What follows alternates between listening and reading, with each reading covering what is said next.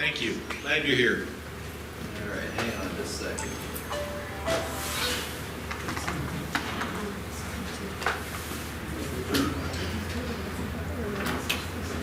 All right, I'm John Everett Jr., Vice President of Geological Jackson Hole, and also like to welcome you here this evening. It's my pleasure to introduce our speaker tonight, Dr. Robert Killing, Scientist Emeritus with the United States Geological Survey, Volcano Center. In 2004, Bob officially retired after a 42-year career as a volcanologist with the USGS, but certainly he continues his studies of volcanoes, volcanics around the world, occasionally consulting with work on volcanic hazards. He's the author of 8 books about volcanoes and earth processes, as well as numerous technical papers. He has advised foreign governments, studied volcanoes across the globe, and managed various scientific teams and organizations within the United States Geological Survey.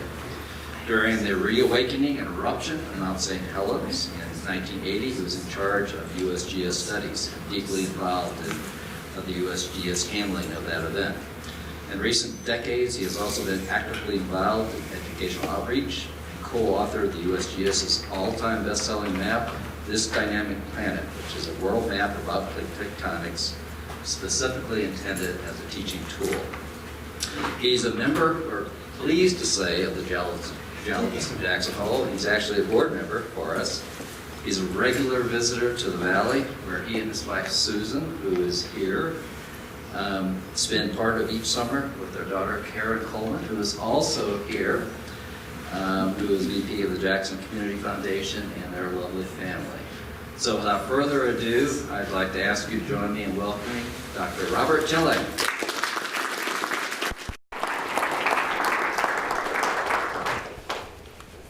Okay, now I turn on the button. Yep, you're good. All right. I hope. Testing, testing. It's good? Okay, great. Well, it's always a pleasure for me to come here to talk to this group about one of my favorite topics, volcanoes. And if everything works, I hope to give you some highlights of a very interesting volcanic eruption at Kilauea Volcano last year. And so I'll be showing a lot of gaudy pictures, probably, and some video clips, and everything all works. And then I'm going to try to leave lots of time for questions and answers afterwards. Now, probably half of you in the audience here were probably involved with those field trips we made to Hawaii in 2016 and 2017. And it was a great pleasure for me and Rick Hazlitt at that time to show you guys around. So in the course of the talk tonight, you'll probably see some pictures of places you saw before on the field trips. But it might look a little different now than just when you saw them. So anyway, so don't be surprised. Now let's see if this thing works. Oh, bingo. Okay, well, I'm going to try to cover these broad topics in the time that I have. And basically in the introduction, why we have volcanism in Hawaii, a summary of the eruption last year, and some of the impacts of that eruption, and what new things have we learned about it from that eruption, and what's actually happening now at Kilauea, which I think you might find also interesting. Now, I think all of you people know here that we have volcanoes in Hawaii because of the Hawaiian hotspot. See if this thing works. Hey, it does work. Okay. And the over 70 million plus years or so, the Pacific tectonic plate has traveled over this hot spot, leaving a trail of volcanoes behind it, something that we call the Hawaiian Ridge Emperor Seamount Chain, which is this thing right here. Now, the island of Hawaii itself, the Big Island, is composed of 5 volcanoes, and shown on the left here. And all of the eruptions that have taken place at these volcanoes occur either at the summit calderas or along rift zones, shown in pink in the left-hand side. And the topic tonight, we're going to talk about the lower East Rift Zone. Oops, there we go. right here, and something about the Kilauea summit caldera as well. And here's a closer up of the map showing where these places are. You've got the caldera, you got the Pu'u O'o eruption, which was a very, very long eruption that lasted from 1983 to 2018. And then the eruption last year that started in May, early May last year. And I'll talk about this other map a little bit later in the talk.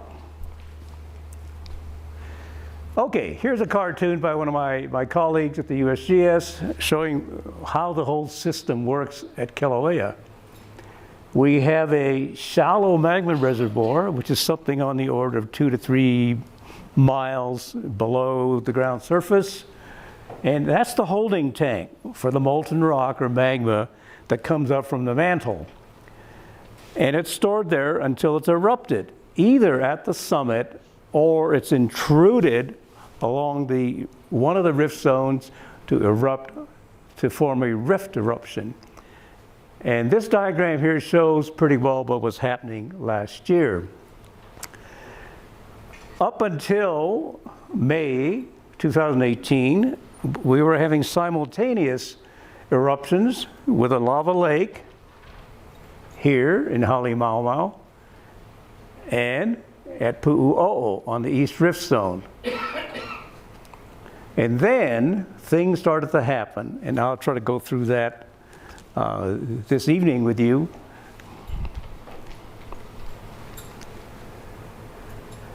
Now, here's a listing of all or some of the major impacts of that eruption and the significance of those impacts. And I'll cover very briefly some of these items, and I won't list them down the road here. But let me just say that the eruption last summer, into the summer, was the largest lower East Rift Zone eruption in the past 2,000 years. 200, I'm sorry, not 2,000. And it was characterized by very high eruption rates and very high gas emissions, principally carbon dioxide. And even during that eruption, one of the fissures erupted some andesite, which is a very weird rock for Hawaii. That doesn't happen there. You know, we mostly get basalts in Hawaii, like 99.999%. And so that happened. That was kind of strange. But overall, about 1 billion cubic yards of lava were erupted. And at the same time, the summit of Kilauea was collapsing in about the same volume. So things were shifting between the summit and the rift zone. And lots of new land was created by the lava. And so some very new properties for people to consider on the coast. Which, of course, any new land created on the coast belongs to the state of Hawaii, even though if your lot was adjacent to it. But that's another story sometime. Okay. It was probably one of the most disruptive and destructive eruptions in the past 200 years.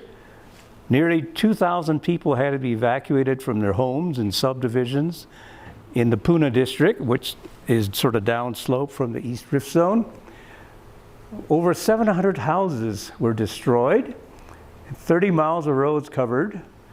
But at the same time, because we had this sort of interaction between the rift zone and the summit, there was a potential for serious, larger, explosive eruptions at the summit. And that ultimately caused the national park to close, and actually the evacuation of the HVO building, which many of you visited on your field trips. And that building is still evacuated, even as I speak now. But one of the interesting things, it was the first use by HVO and the USGS of drones in eruption monitoring. You know, we use the helicopters and ground-based, satellites and all kinds of things, but this was the first eruption where we seriously started using drones to help us get data that we need.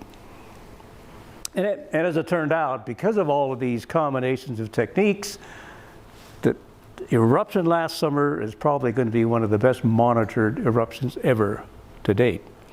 And my colleagues there at HVO and USGS are going to have lots of very important studies coming out in the years to come. There's so much data from this now, it'll take them years to analyze it. Okay, so what was kind of leading up to the eruption? There was actually kind of steady state activity, both at Pu'u O'o and the caldera, through 2017 and into the first part of 2018, and then things started to change, started ramping up as the whole system got kind of plugged up and became pressurized, so that not only was the summit inflating from the pressure of the incoming magma, but also the rift zone itself. So the whole system was gorged. And as a consequence, the active lava lake that was in Halemaumau had started to rise. And those of you who were there before, you saw it, but it was much lower level and was much smaller at that time in 2017. But this is now starting to rise. And ultimately, by late April, the lava lake started spilling out to the rest of the crater floor of Halemaumau. And that was rather spectacular, and it was well documented.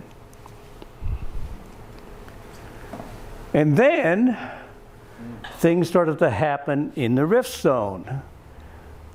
Pu'u O'o crater collapsed by magma moving farther down the rift zone and leaving a void, basically. So it collapsed on April 30th, and this is the big dust plume that rose from that collapse.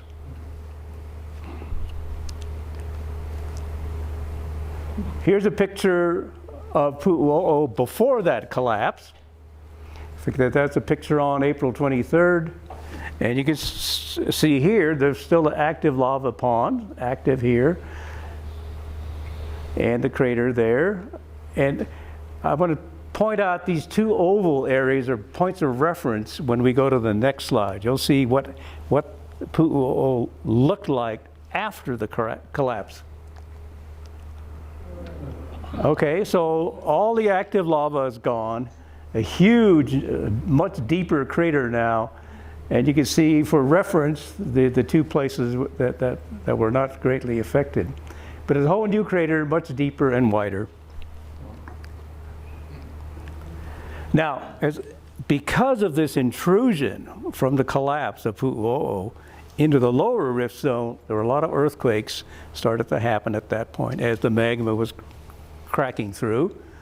And this slide here shows the zone where this increased seismicity was happening between April 30th and May 2nd. So the system was just pumping into the lower rift zone. And then on May 3rd, first of the 24 fissures opened up in the middle of a subdivision called Leilani Estates. And you can see right in the middle there, it looked pretty small, looked fairly harmless, very small. But this was going to be the first of the largest historical lower rift zone eruption. And here's a flow map of that. So in the space of about the first week or so, after that first fissure, there were new fissures formed. So you had a total of 14 fissures that opened up within the first week in kind of an in echelon parallel fashion you see in the map here. But still, even at this time, the amount of lava put out was still relatively small. They were really disruptive to the subdivision, to be sure. That ultimately 10 more fissures opened up in May in the next couple of weeks. But fissure 8, which would be the dominant one in the story later on, really was the one that pumped out the most lava to destroy the areas and to cover the land. And we'll talk more about this a little bit later on. Okay, now we're going to show us a video clip. If it works, let's hope it does. Okay. Here it is. Here you are. You have a house in the subdivision. You look out your door and what is this thing? And this is a fairly typical picture of a lava flow on flat terrain. On steeper terrain, it's a little faster, more bulldozing. But something like this is pretty typical for flat terrain. Now, if everything works, by clicking this, I should go to the next slide. Yeah, okay. Come on. Okay. Here are more scenes of what's going on in the subdivision. Now, this is fairly common in many, many Hawaiian eruptions. You get methane gas, which is generated from the decomposition of the vegetation and soil by the heat of the advancing lava. So you get these flames playing along until it's covered up by the lava. Okay, let's see now. We can go to the next slide. Come on. Bingo. Okay. By the way, all these video clips are available on the HVO website, so you can download them. Okay, so here's a view from the chopper of Fissure 8, which is or was the dominant vent at that time. And here's what it looked like on the ground, sending up lava fountains, 200 to 300 feet high. And of course, this is feeding flows, which is wiping out the subdivisions and land down slope.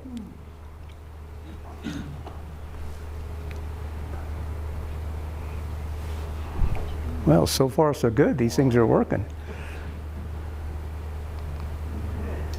Okay, here's a little closer up view, a photo of some of the lava fountains.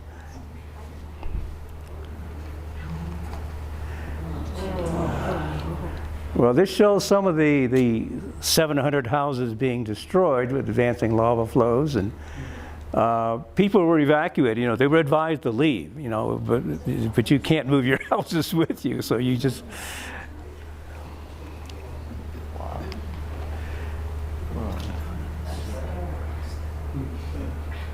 Now, as it turned out, there were no fatalities from this eruption. Everything was very highly destructive to property, and only one person got injured. So it was damaged from the lava flows. I draw your attention to that one picture there showing, some of our cars are not all metal, and parts of it melted just from the heat of the lava nearby, and ultimately got covered up too. Now, as I emphasized earlier on, this eruption had very high rates of output. The lava came out at a very high rate per unit time. And here's an aerial picture view of a very massive lava flow fed by Fissure 8. And here's was one of the places, in addition to helicopter flights and airplanes and satellite data and ground-based data, we started using drones to make very, very detailed studies of lava dynamics. And from the drone data, we were able to actually measure the velocity of that one stream, lava stream, at mid-channel there was traveling about 21 miles per hour. Now that's in the center of it. Of course, at the edges it would be slower because of the drag. So that's a very fast-moving flow and highly hazardous if you're in its path. Now, from this kind of data and other data and some modeling data, you can actually get the eruption rate. And for after May 18th, the 2018 eruption had a very high rate of about 130 cubic meters per second of output at the vent, which is phenomenal. When compared to previous eruptions in the rift zone in 1955 and 1960, was only 30 to 40. So it was 3 to 4 times more vigorous in terms of output than previous eruptions. Bob, what kind of sensor did you have on the drone? Thermal cameras. That's a thermal image there. But I'll talk about that. We also have gas sensors and things on them too. We try to maximize it. And by May 19th, the first lavas actually started to enter the ocean here. And this is near where some of us not last year, 2 years ago now, actually visited and actually took a boat trip from there once. Where did we head out? It was near Opihikau, actually near Pu'u O'o, sorry. In fact, I'll show some pictures of that. But anyway, the Big Island has a geothermal plant. It's the only operating one in the state of Hawaii. And it produces something like 38 megawatts of electricity, which helps the cause on the Big Island, which has the highest utility rates in the country. And here's the plant. Puna Geoventure was totally surrounded by lava, and parts of it were covered up and buried, including some wellheads, and anyway, it caused damage. So it had to be shut down, basically.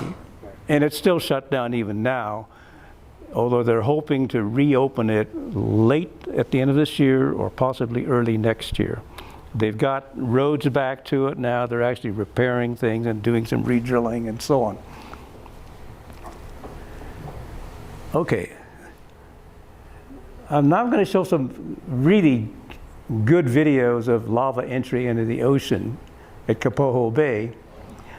You can see the lava flows coming into the ocean, and part of it, it's already cooled on the left there. There's another view of that.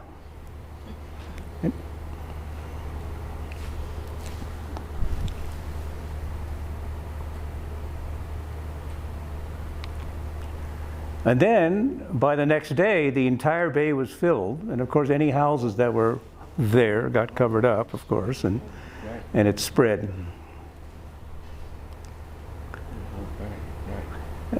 Here's another view showing a very vigorous flow in late July. And you can see the vent, Fissure 8, and then in the far distance in the horizon, it's entering the ocean there about more than 10 miles away. Here's the place. Pohoiki boat ramp got caught up in some of this ocean entry of lava. And you can see that the place where we caught the boat from, the boat ramp, now is totally isolated. There's a new black sand beach, and there's some new 2018 lava. And there are discussions going on whether to try to resurrect that boat ramp or not by building new roads and so on and so forth. Now, at the time when some of you visited, the ocean entry was not quite as spectacular as this. Here we were, it's a picture showing the ocean entry covering about a mile across. And of course, you know, for the lava boat tours, for tourists, this was an incredible time for people to see this kind of action. And here I'm going to show a video clip of one of these tours in late May.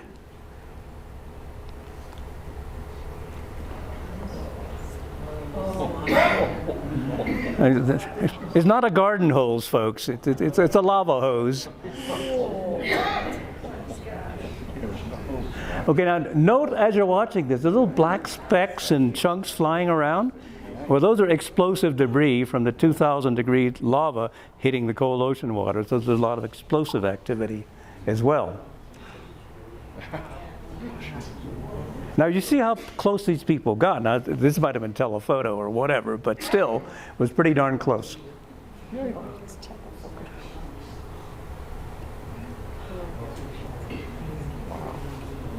But then,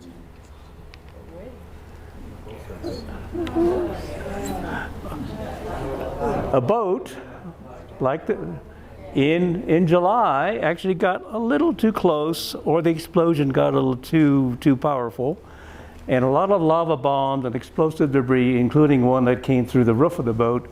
And so obviously the tourists probably got more than he bargained for. But luckily, there were only 23 injuries, and only 4 had to actually go to the hospital for treatment. but they were all minor, and the rest were treated at the site, or not treated at all.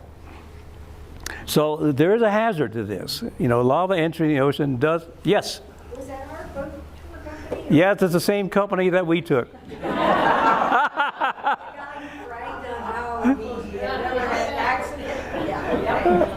But that was then. See, that was 2017, and this is 2018. Anyway, it's actually, my family also took a tour during this eruption last year in the same company. But luckily, nothing happened to us. Were they able to motor back on their own power? Yes, they did. Yeah. Okay, so to summarize, here's a map showing the whole flow field from the 2018 lower rift eruption, and the Po'iki, the Azekeo Park is where we visited. And you can show the positions of the 24 fissures and also the new land that was formed. You can see the former shoreline is that white dashed line there. So that much bigger now for the Big Island. Okay, now so far I've concentrated on what's going on in the rift zone. Now we're going to turn our attention now to what was going on at the caldera, at the summit. Interesting things were going on there too. Basically, the main trend was a very sharp deflation. That started to happen once the magma started to move downrift, then the summit starts to collapse, or deflate as we say. And that was sort of facilitated by a magnitude 6.9 earthquake that happened on the south flank of Kilauea that involved about 5 meters of slip. And which basically then, that was kind of just juiced up the whole system by opening the rift zone wider by meters. And so that just accelerated the deflation to feed the very, very vigorous lava output in the rift zone, downrift. But at the summit, it started leaving basically holes and cavities, leading to collapses and explosions just from the pressure surges coming up through from the collapses. And shown there, the little sort of jagged lines on the red are a series of what we call collapse explosion events. It involves an explosion and collapse, and then a recovery of the system, then another one. And this went on for like 62 times for the next several months. Now, this is the Halemaumau lava lake, which was active. Remember, it was overflowing in late April. But with that sudden draining and deflation, that here by May 6th, it had dropped way down because the magma was flowing out in the rift zone. And then by May 10th, it was totally gone. You couldn't see it anymore. It had disappeared at a depth of 320 meters. So it really dropped. The bottom dropped out. And as the bottom dropped out, the crater is very unstable, so you have huge rock falls. And here's a very large rock fall falling into and causing this plume on May 9th. And then on May 16th, there was the first of these series of collapse explosion events over the next 2 months. And here shows one of them on May 16th. And these clouds would get up to, on the order of 20,000 feet, 30,000 feet. It all varied from event to event. Now, the last time when something like that happened at Kilauea Summit was in 1924, one of the few explosive eruptions that happened in historical time at Kilauea. And at that time, it triggered a series of summit explosions that lasted for about 2 weeks. But it was powerful enough to actually throw out big blocks like this with an impact crater when it fell, and some people for size. That was 1924. And during the 2018 eruption, similar blocks were thrown out, but not quite so large. But there were blocks that got thrown out. And not all of them, but some of them. Here's one on 27th of May, which is one of the larger ones.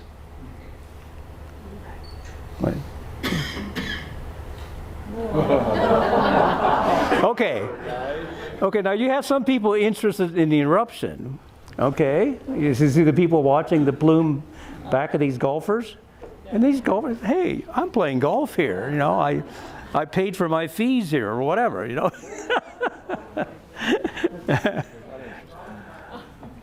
Well, anyway, so here's a summary of those 62 events, and they're very, very nicely recorded, very prominent. You know, you can see the earthquakes per hour shown in blue, and then the tilt in the jagged curve showing every time it would collapse. You know, of course, the summit would deflate, then it would recover, and then it would deflate again with each pulse. And as I pointed out before, the May 4th earthquake helped the whole process going by having this 5-meter movement slippage toward the sea and opening up the rift zone. Now what's, Oops, sorry, you want to go back? Is tilt something, is Oh. actual tilt or is it just up and down? Okay, I probably should explain that. Tilt is a measure of the slope of the volcano. And there are tilt meters for this. There's various kinds of instruments that measure the tilt. And it's and so that actually it's like blowing up a balloon. You blow it up and the slope gets steeper and steeper and steeper. But it can be measured in microradians, okay? 1/1,000,000th of a radian. So it's equivalent to 1 microradian is equivalent to if you have a mile-long 2x4 and you put 1 nickel under it. Okay. The systems can measure that kind of precision. Tilt measured from one point to another point? Well, it depends. If you have a tilt meter, it's that point itself. Right there, sure. But then if you actually have several points, GPS, I'm losing my voice here, you can actually calculate the tilt. So where the tilt goes from plus to minus, does that mean that it goes from being a dome to being a pit?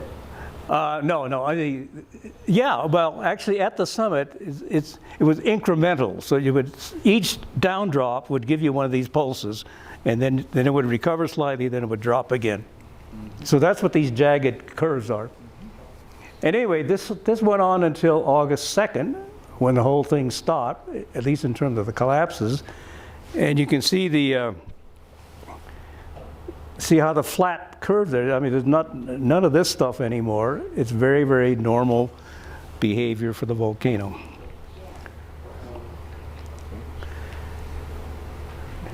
Okay, now here's a good example of various data that can just really nail this thing down. And this is going to be studied and analyzed in great detail later on. Pardon me. So you got tilt measurements, you know, the slopes of the volcano changing. Then you got earthquakes per hour. And then you got GPS measurements for horizontal and vertical changes.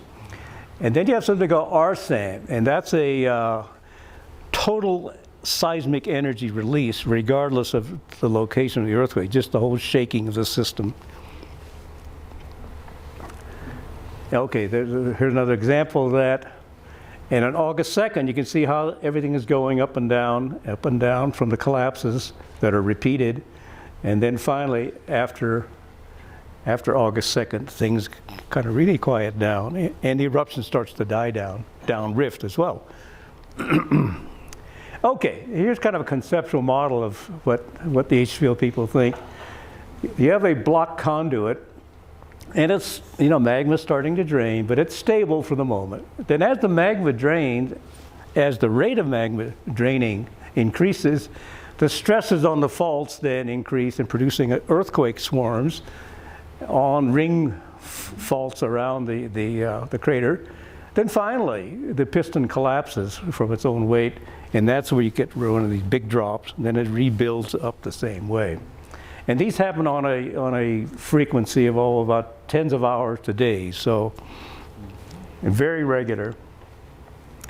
Okay, now I'm going to show us some time-lapse views of these collapses or the changes in the Halemaumau Crater. And here is the first day is April 14th, and you still see the lava lake active, putting out a plume. And I'm going to start this thing now, and watch the little tree there on the right That's kind of your point of reference. All of the frames, it's the same view, but you'll see how the land is just dropping out in front of your eyes.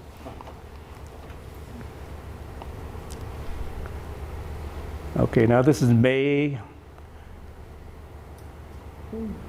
So you now see some of these collapse events. June, July. Did you see that whole caldera just dropping? Now, I mean, that is geology in action, folks. I mean, we talk about erosion rates and that things happening over thousands and millions of years. But you saw in 2 months' time there what happened to that crater. Did you run it again? Well, I could. Okay, I'm going to see if I can back up. Well, here, let's try it again. I was watching the tree. Well, I can't seem to get this thing to go, John, to go run it again. The back button won't work on it? No. Oh, okay. Well, all right. All right, I'm going to run it again one more time. Okay. It's pretty short. Oh, the lava dropping. Just the wall just fell right in. Oh. Look at that. Oh. That's what I said.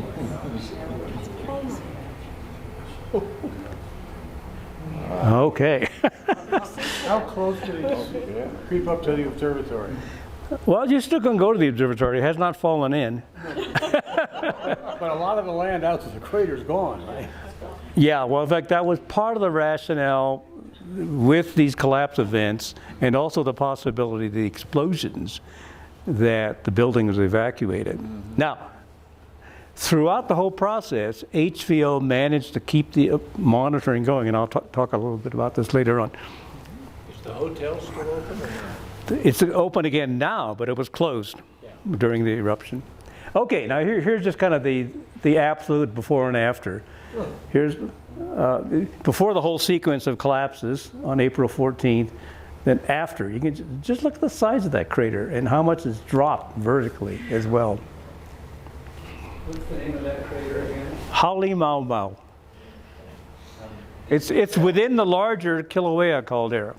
The trail system that we walked around up there, that must be big time changed, right? Yes, yes, it has changed, right? Okay, now here's just again a different perspective. Okay, these are just in the topography, a view from above. You can see in 2009, the active lava lake was that part shown there in red. And then after the eruption last summer, you can see how the whole topography has changed. And there's a new fault scarp there, as indicated, that's about 460 feet high. And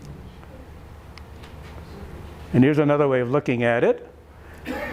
The blue line is April 2018. And after the collapse events, what it looked like in August 2018. And the Empire State Building is given as a reference for scale. But Bob, you were measured, the data shows micro radians. Now, Yeah. This is giga radians, right? No, It's just No. elevation. no. Here we're just talking about meters in elevation. Okay, now this is an actual cross section. Nothing more, nothing less. It's a cross section showing the vertical change in the profiles. When that dropped down, what was the magnitude, earthquake magnitude? Okay, I was going to get to that in a minute here, but each collapse event was equivalent in seismic energy to a magnitude 5 point plus, 5.3 or 5.4. So these were seismically very, very energetic. Okay, so looking back when this whole thing is done, as I mentioned earlier, this was one of the largest collapse events in the past 200 years. And this shows a comparison of previous collapse volumes. The red points are Kilauea. And as you can see here, there's the 2018, and way up here in terms of the volume collapse. And then the blue and the purples are some other worldwide events. Piton de la Fournaise in Reunion Island, Tobacek is in Kamchatka, Miyakejima is Japan, and Fernandina is Galapagos, and Barbarbunga is Iceland. So in this particular period of time, since 1800, only two events around the world were larger than what happened at Kilauea last year. And here's an aerial view again. Now this shows where I used to work and where a lot of you visited on the field trips. And you can see that the rationale, you can see the concentric fractures going around, and the building itself was heavily damaged and cracked, and so it was a very wise decision to evacuate and work elsewhere. So the white material is ash? Ash, that's the ash from all these big, yep. Can you see that fault scarp on that picture? Pardon? Let's go back. Scarp visible on that picture? Yeah, you see the downdraft? Oh, yeah. Yeah. Coming right at you. Okay, now, I pointed out earlier on that this eruption was also one of the highest gas producers. In terms of the gas emission rate, it was huge. And on this slide here is shown that the data for SO2, and part of this is obtained by conventional land-based and air-based techniques, but also using some drones later. The green and the orange dots down here show what I was doing before the eruption started in early May. And that ranges in purple are the rates of gas emission during the time of the lower East Rift Zone eruption. You can see it's way, way higher, orders of magnitude higher than under normal situations. And now, What is the T per day? tons per day. Holy fried. Tons per day. Now, were you getting CO2 out of it as well? Yes. Okay. But I'm only showing the SO2 here.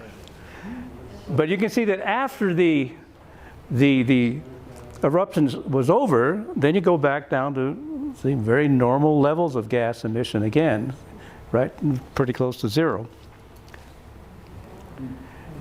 And this is interesting. This shows the eruption last year had the largest annual carbon dioxide release since measurements have been made in the 1970s. You can see during that steady state eruption with Pu'u O'o in 1983 and the Summit Lava Lake kicked it up.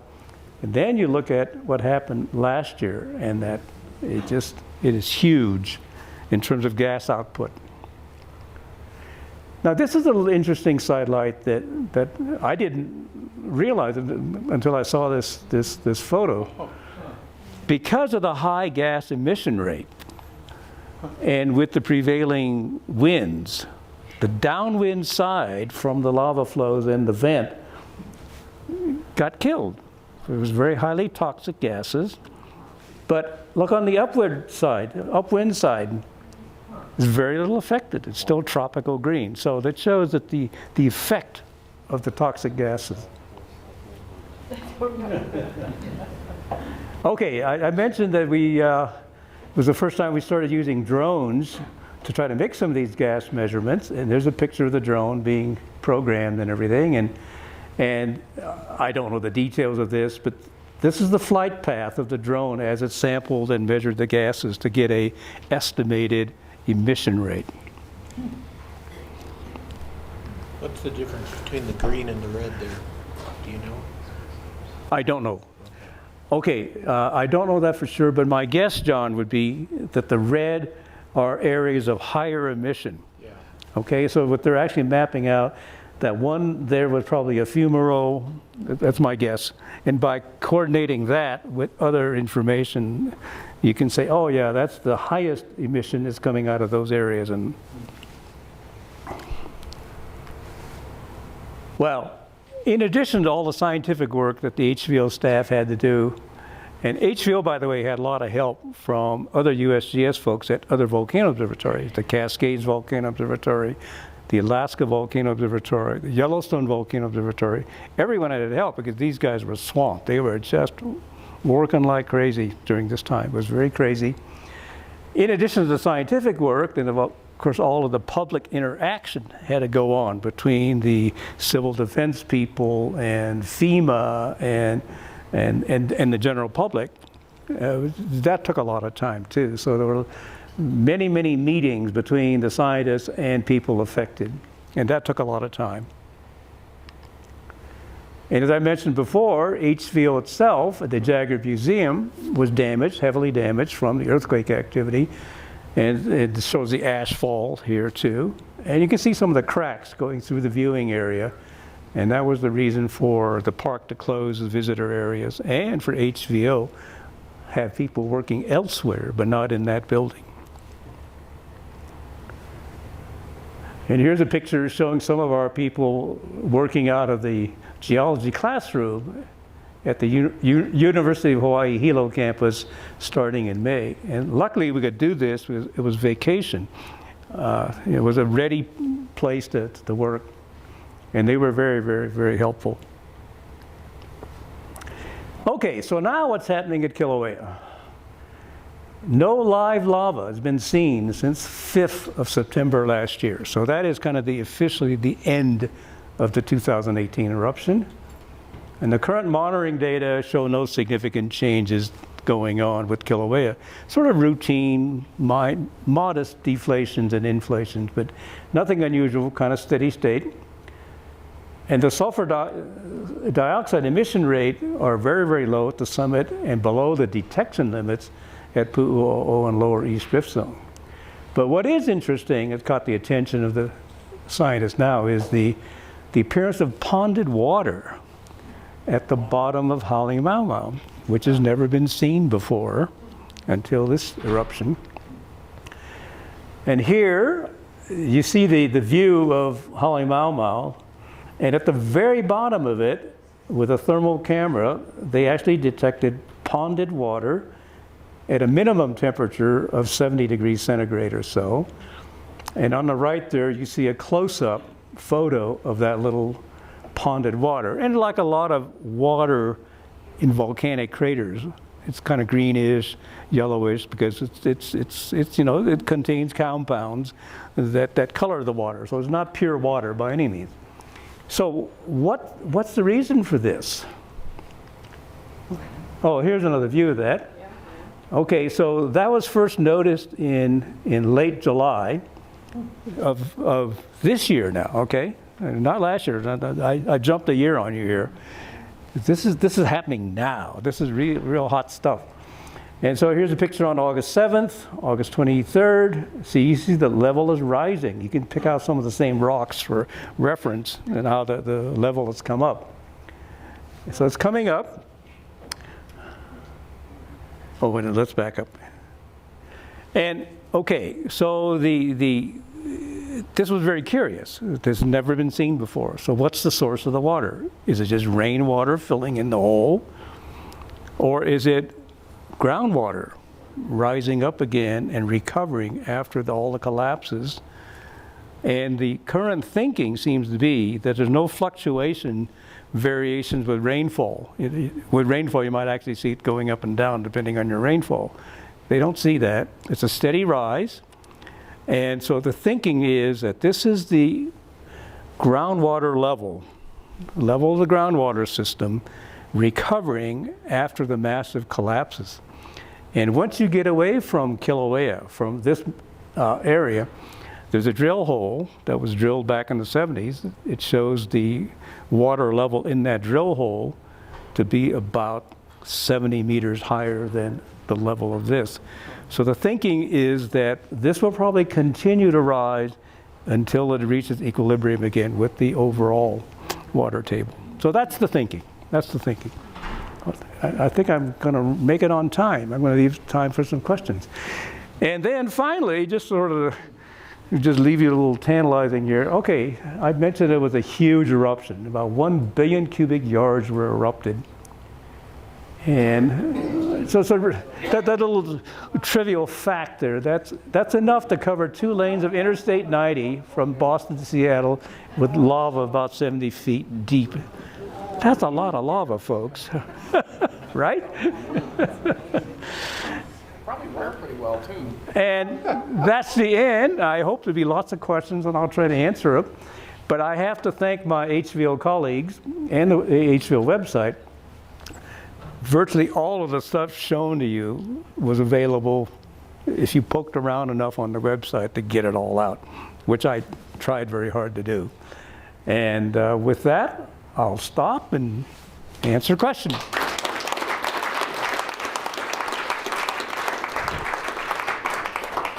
Any thoughts about the recharge of the lava reservoir from the mantle from below?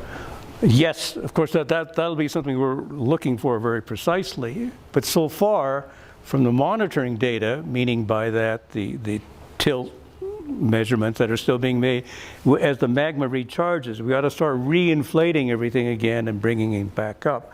And so far, we've seen very modest reinflation, but nothing significant yet. So at the moment, it does not seem like there's a sudden recharge of magma coming into the system. It'll happen, probably.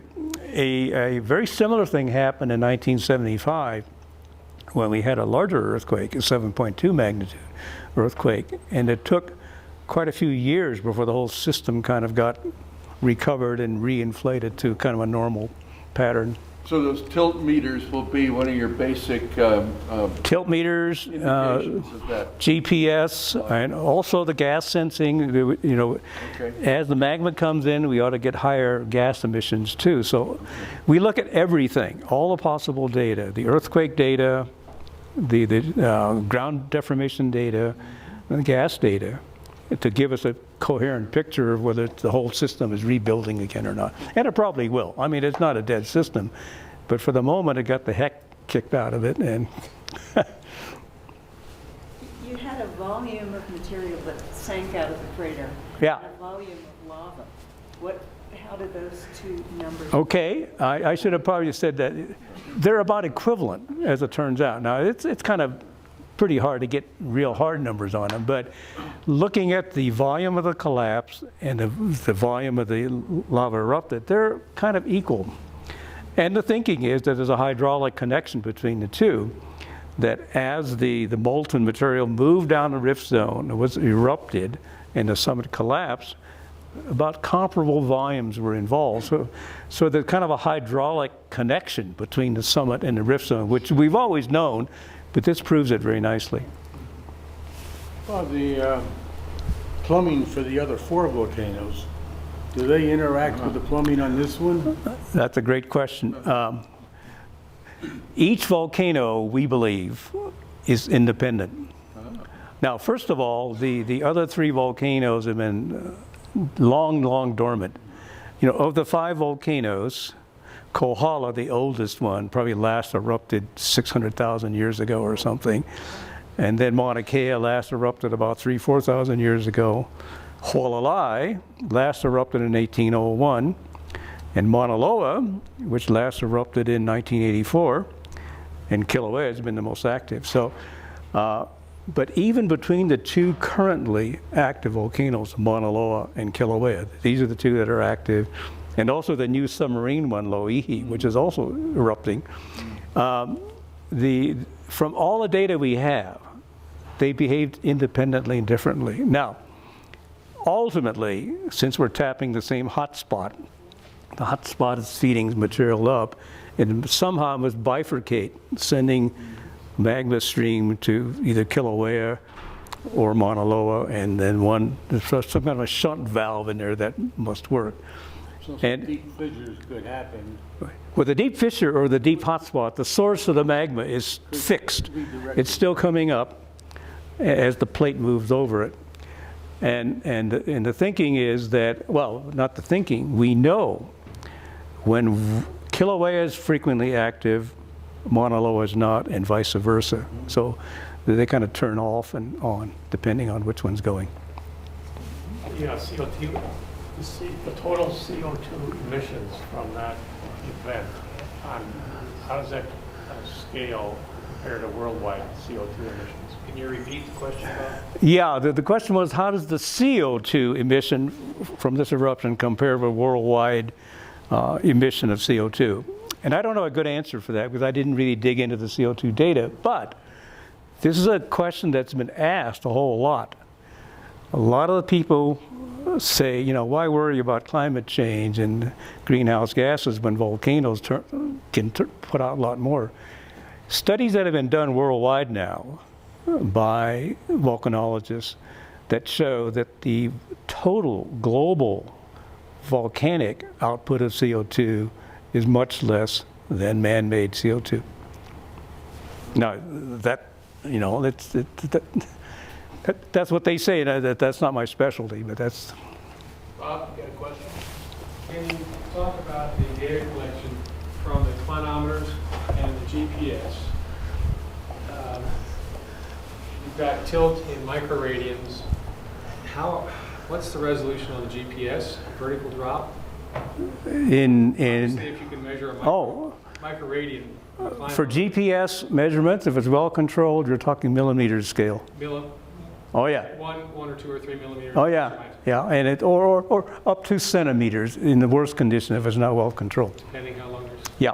But the clinometer microradians, you know, it's very small. It's very small. So those are out far away from the cone, the crater, and they're on the sides, and it's looking at the sides puffing, I guess you'd call it. That's right. Actually, it's not a single instrument. There's a network of instruments, and at different points on the slope of the volcano, you can actually see the tilts will not be as great as those that are, you know, soft spot bulges out. Right. Let's see. Back there. Hi.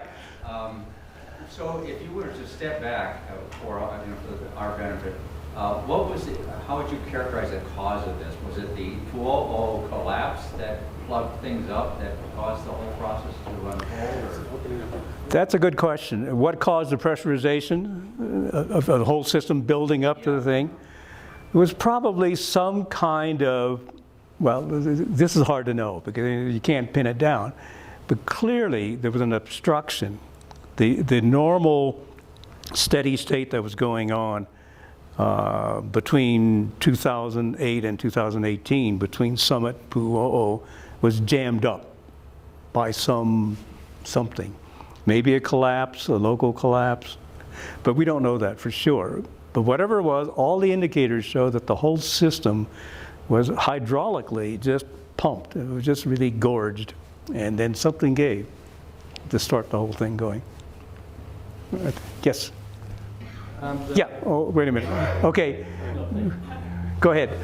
So I've heard that volcanic eruptions can cause actually a cooling effect on the climate.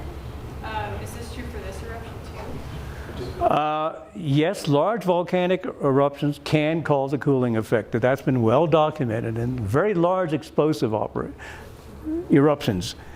These are not hugely explosive, okay, on a scale of things. It's not like a big Yellowstone explosive eruption or big eruption of other explosive volcanoes that actually cause global temperature drops. And yeah, no, that's true. But this one, my guess is not going to have any kind of a major effect on the climate. Pardon me. Were you able to gauge the changes in the size of the magma chamber preceding this eruption, and what volume of the magma chamber was drained out during these eruptions? That's a great question. I don't have an answer to that because I haven't studied this directly. This is information I've got. But you can be sure that the people at HVO are going to be doing very detailed studies of what they think the current configuration of the magma reservoir is versus pre-2018. Now, you know, it's not a precise science. You know, we have to keep in mind that, you know, when I show that picture of a sphere filled with magma, that ain't the way it is, all right? What it is a plexus of dikes and sills and with solid rock. But the whole thing has a physical property of seismic velocities much, much lower than solid rock. So everything is modeled. And so this is going to get into a very interesting question of modeling, how precise the data are. And the data for this eruption is going to be fantastic. And you can be sure that the geophysicists are going to model the heck out of it. They say, okay, now, you know, the post-2018 configuration of the reservoir at Kilauea is now this. And then someone will say, well, yeah, but you haven't considered that, and so on. I say, yes, ma'am. So should houses have been built in that area? Wonderful question. What's going on now with Okay. Well, right now, as you might gather, there's incredible rebuilding starting very slowly. First of all, they have to rebuild the roads for access again. A lot of houses were destroyed, but a lot of houses weren't destroyed, but you can't get to your house anymore because it's all covered by lava. So the county of Hawaii and the state of Hawaii is making some really tough decisions on how much infrastructure to rebuild, and also 900 telephone poles, or you know, all kinds of things have happened because of the eruption. But the process is just starting. So. But what's going to happen? Why they were, you know, I mean, the people do say, well, these are dangerous areas, you know. And in 1955, an eruption that destroyed houses there. In 1960, there was an eruption there that destroyed houses there. And why did the government officials allow people to build in those areas? That's a great question. And part of the answer is that the USGS HVO has done a very nice lava flow hazards map for the whole island, showing which parts of the island are the most vulnerable to lava flows. And as you might expect, the Puna District that I just showed you here, you're on the East Rift Zone, you're down slope from the East Rift Zone. Gravity usually flows downhill, right? So those areas are rated hazard zones 1 and 2 on a scale of 9. For the Big Island. And the insurance companies, when that hazard map first came out, said, we're not going to insure people in hazard zones 1 and 2 anymore. Because, you know, that's crazy. Or why would we do that? We'd lose money. But the state of Hawaii then came in and said, oh, no, you can't do that. We want to encourage economic development on the Big Island. And so they actually overruled. The insurance company said, you will make insurance available to these people. You can set the rates as high as you want. And the rates are very high. You can get lava flow insurance through Lloyd's of London and a few other places, but not too many local companies. And, boy, I'm sorry, that very few people pay lava flow, get lava flow insurance. And yet, the problem is, this part of the island, because of its hazard zonation and so forth, is the most affordable. So if you wanted to buy a house, no, it really is a catch-22. So most of the houses that were destroyed are not mansions, okay? I mean, some are substantial, to be sure, but a lot of them are pretty modest buildings and dwellings. Because people say, hey, I can get a lot in that subdivision for 1/4 of the cost that I can in the city of Hilo. And so it's a problem that puts HVO and the USGS in a very challenging position. It is our job to warn people about hazards and the dangers, and we do the best we can. But you can't convince all of the people and the officials, you know, of the. You know, ideally, you don't want to build anything there. You want to keep it a whole big national park, probably. But anyway, yes. Oh, Susan. I just wanted to make a comment that at the time that we were there last year when this was going on, and they were saying there were something like 780 structures had been destroyed, and yet the official count is 700. And I kept asking, why is there a difference between the official count of 700 and then we're seeing on the TV or on the radio or on the newspaper as 750 or 80 or whatever. Well, it turns out they weren't counting any building that was not built with permit. So the ones that they are reporting as destroyed were built with permit, and there were a lot more destroyed that were built without permit. Yes. I had a question. It was apparent prospectively that this thing was getting more and more active. Mm-hmm. So what have we learned about, predictions or? Well, okay. or On that- That may be a whole lecture in itself. Well, yeah, that is, and as it turns out, Kilauea is probably one of the best studied volcanoes in the world. And even there, we can't predict precisely when an eruption is going to take place. Were scientists, Oh, scientists are trying to do this all the time. But I mean, where they had a lottery for, guessing when it was going to blow or. Oh, no, there were certainly suspicions. Just, I mean, the fact that the whole system was ramping up, if you were on the staff there, if I was on the staff there, said, well, hey guys, something's going to happen. This can't keep up at this rate. Something's going to give.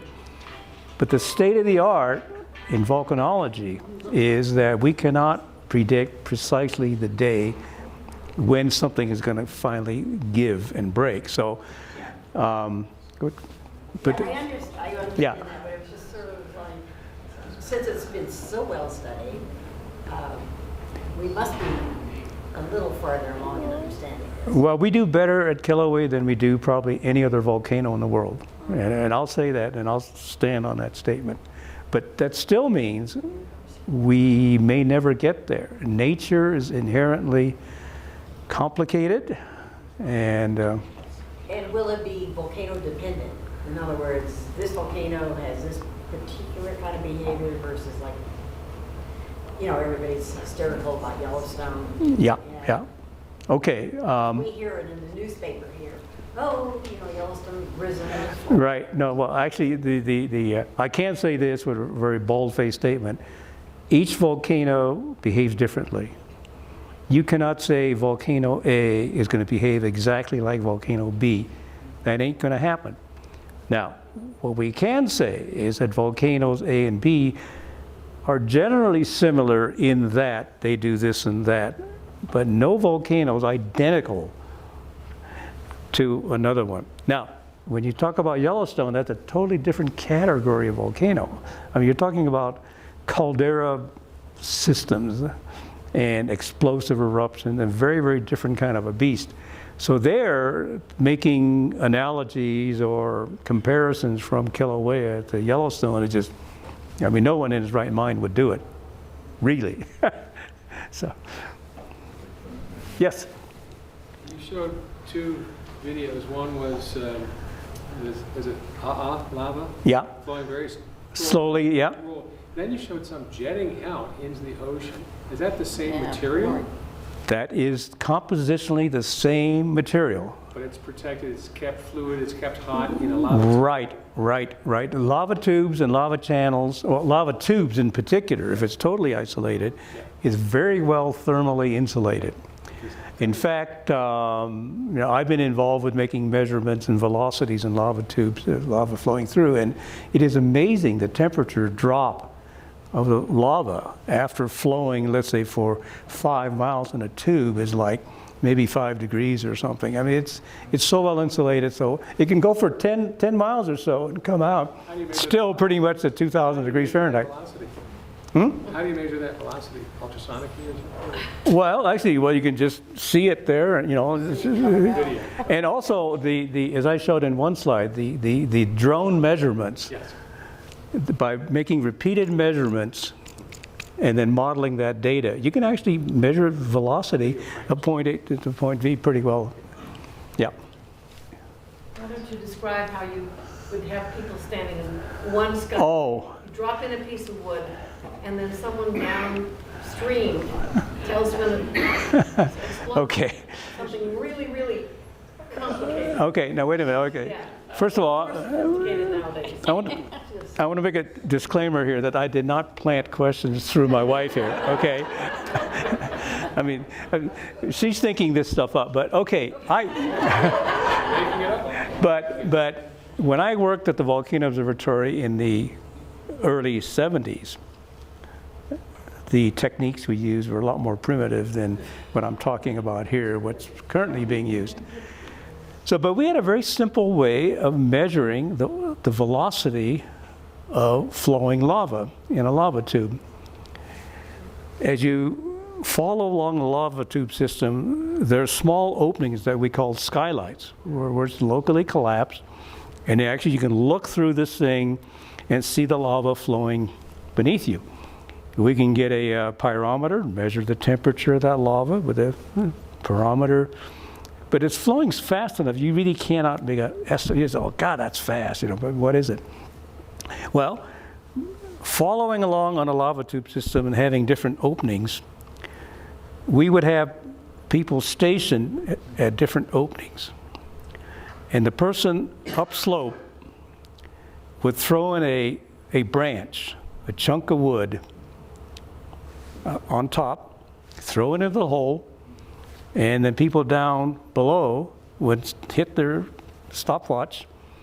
And then since wood does not burn in a lava tube, there's no oxygen, when it flows by the next opening, it flares up, and the guy there hits his stopwatch, and then it goes underneath, and it doesn't burn up again. I mean, we're talking wood in 2,000 degrees Fahrenheit. And so we were actually getting measurements of flow rate through the lava tube. It's not Einsteinian by any means, but it's... Yes? So I'm thinking about the initiation of this particular event. You have a hydraulic system, which is all coupled, and it's being fed from the mantle down below the lava chamber. Correct. And I guess I would assume that there's a constant pressure, flow rate, pressure, first of all, which is pressurizing this whole hydraulic system until something breaks. Right. And in this case, a plug of the piston, yeah. Right. Yeah, right. No, that's right. In fact, one of the interesting things that we can do is actually, depending on what we see erupted, we can make some guesses as to what the mantle input is from what we see come out ultimately. I mean, if it never erupted, the whole thing would just puff up and puff up and puff up, but we don't see that. So there's some kind of a quasi-steady state, and it fluctuates. And in recent decades, we've been able to actually publish papers saying that during this particular period of time, the mantle inflow was higher than before, and so on. With error bars, of course, it's not that quantitative. Yes? How quickly does the temperature drop in one of those flows when it stops? It stops in water or stops in air? No, when there's no more lava coming down in the inside of it. How quick, I mean, the top is cool. Oh, yeah. Speaking. Yeah. But to go all the way through 10 feet or so, and how well, okay, first of all, it depends on the flow. In an flow, where it's already rubbly and chunky, if that stops, that's going to cool more quickly than a fluid flow with a molten core. And doing field work there, I've collected samples using a geologic pick, dipping it into the molten stream and pulling it out. You get that picture of that. Yeah, that's right, exactly. And then you can put that down, and I learned very quickly, you don't put that sample in your sample bag very soon, because it'll burn up the sample bag canvas. So you learn and you say, okay, I better wait 15 minutes and then you see how, touch it lightly. But lava does cool fairly quickly. And in fact, you can actually walk on an active lava flow after the top part is, let's say, consolidated to a few inches. Actually, I've actually walked on lava flows and leaving my boot print sinking into the solid part, but without going through. But you're right, but it's No, she knows that. She knows that. Yes, John. Two comments, or questions. You commented about andesite coming out of Yeah. this thing. Where on earth did that come from? How did it get there? That's very interesting. And the second one, top of Mauna Kea is where they have always been measuring the CO2. Was there any indication, hiccup on the gauges up there as far as CO2, or is all the winds going the other way? To answer your second question first, I'm sure, not the Mauna Kea, but the Mauna Loa Observatory, which measures the CO2, has probably picked up perturbations in their normal global concentrations. But I'm sure we'll probably see papers on that, but I don't know that information right now. Be little blips on the curve. But then your first question about why andesite, which is a volcanic rock that's very compositionally different than the Hawaiian basalt. And the explanation for that is that a lot of the magma that moves from the summit reservoir into the rift zone doesn't get erupted. So there are pockets of stored old magma in the rift zone that are fractionating, that are crystallizing, and that are changing composition toward more felsic rocks. And that's what in fact, the whole chemical story in this thing's gonna be interesting, because the first stuff erupted was not what they thought. It was compositionally somewhat different than what Pu'u O'o was putting out and the Summit Lava Lake was putting out. So that first stuff erupted in the first 2 weeks was stored magma in the rift zone that came out first, and then 2 weeks later, the hotter, more fluid stuff broke through, and that's when we had the really vigorous eruptions. So you're basically saying that in John's hydraulically complex structure down there, you're getting fractionation and Exactly. and Exactly. all the normal processes. Exactly. In fact, I mentioned the geothermal company, in their exploratory drilling a few years ago, they were putting more drill holes in for production wells. And they encountered, in the course of drilling, some molten dacite, which is even more different than the Hawaiian basalt. So they actually, with a drill hole, encountered one of these pockets. Yes, ma'am. Do you know anything about the telescope that they are? Oh, that's an.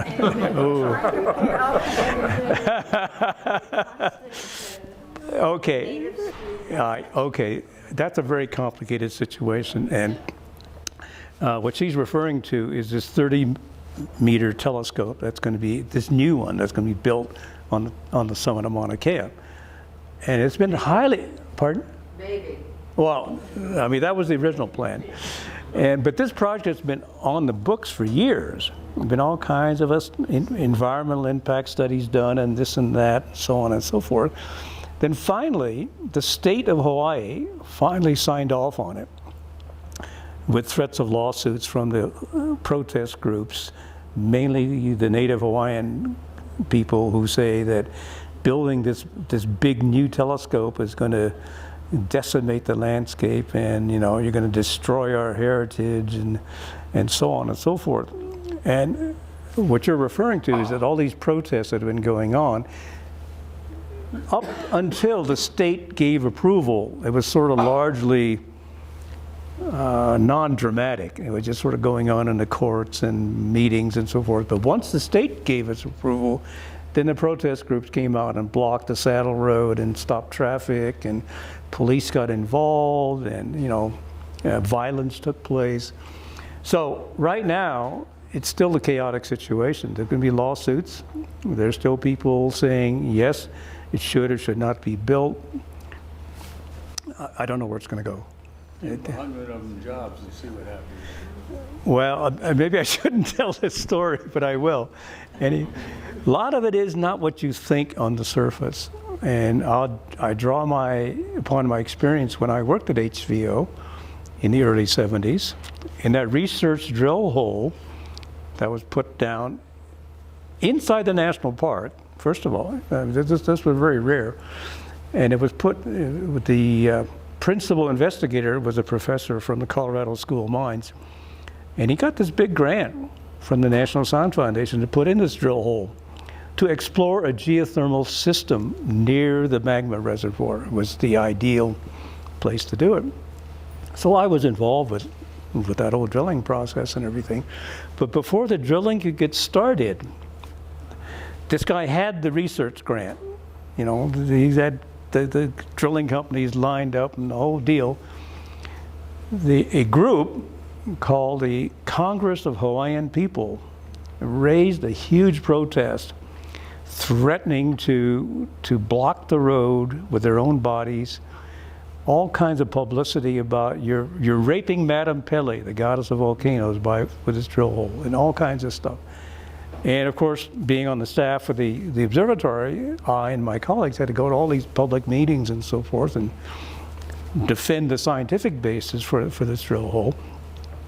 But then, and to make this long story very short, is that the whole thing got settled when some of the Hawaiians who were protesting got an offer from the principal investigator, the guy from Carter School, right? Look, I'll offer you some jobs.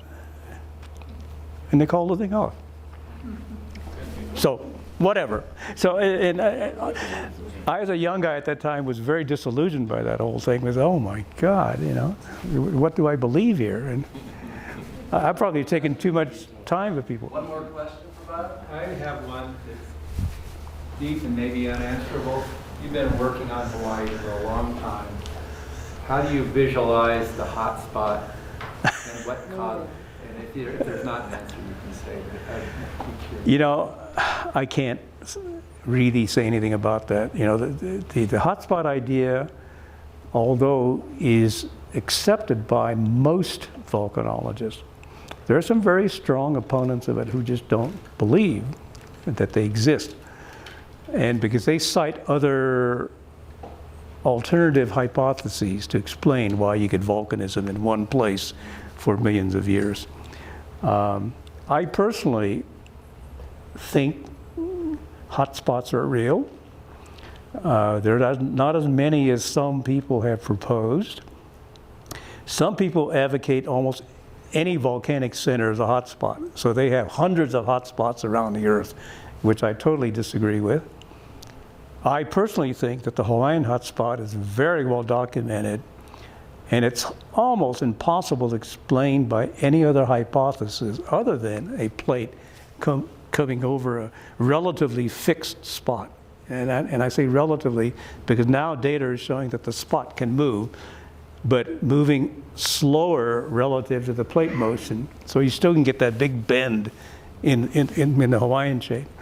And the prevailing theory is still on that, is that bend probably reflects a plate tectonics motion change about 42 million years ago.